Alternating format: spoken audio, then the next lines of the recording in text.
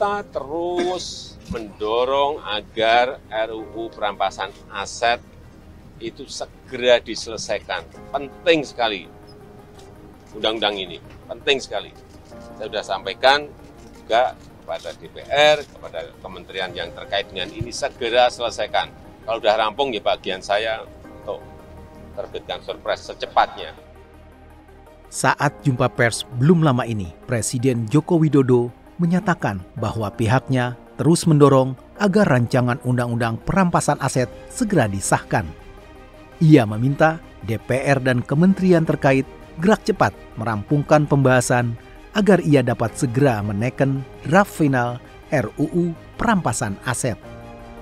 Namun faktanya, hingga detik ini DPR belum menerima naskah akademik dan draft rancangan undang-undang perampasan aset, sehingga DPR masih menunggu draft RUU yang merupakan inisiatif pemerintah tersebut dikirim ke Senayan.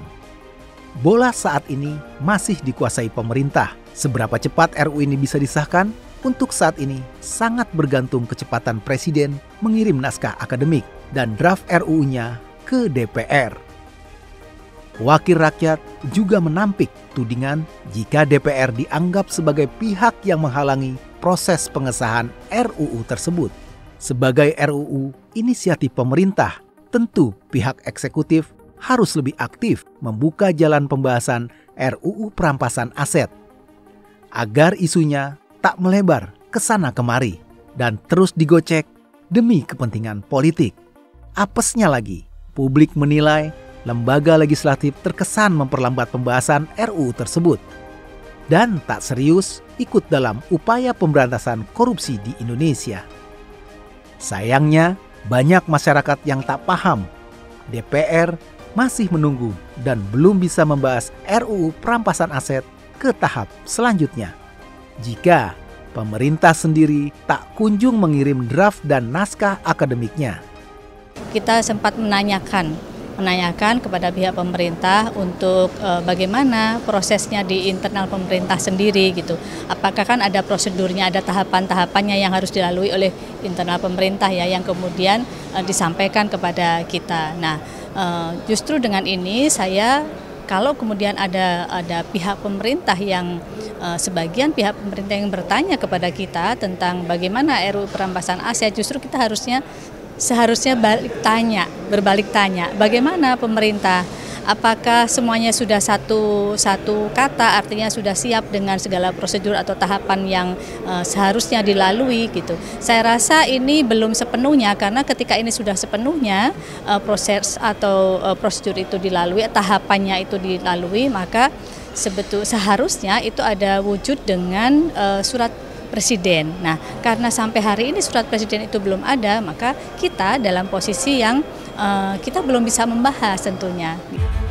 DPR pun meminta pemerintah untuk serius dalam membahas RUU tentang perampasan aset yang kini telah masuk dalam draft prolegnas prioritas.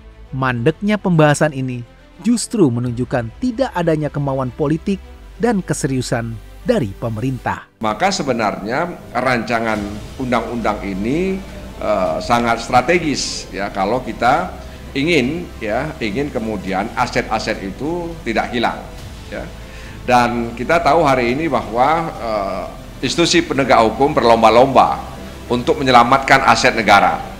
Dalam hal ini DPR dan pemerintah perlu terus menyatukan pandangan dan pendapat, mengkaji substansi RUU tersebut secara matang dan dengan mempertimbangkan berbagai parameter. Ya, saya pikir pendapat pemerintah dan pendapat DPR itu perlu disatukan, persepsinya.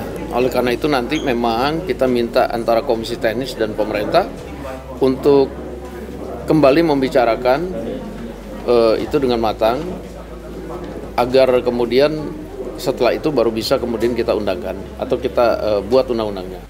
Presiden Joko Widodo sebelumnya menyatakan akan segera mendorong RUU perampasan aset untuk disahkan oleh DPR.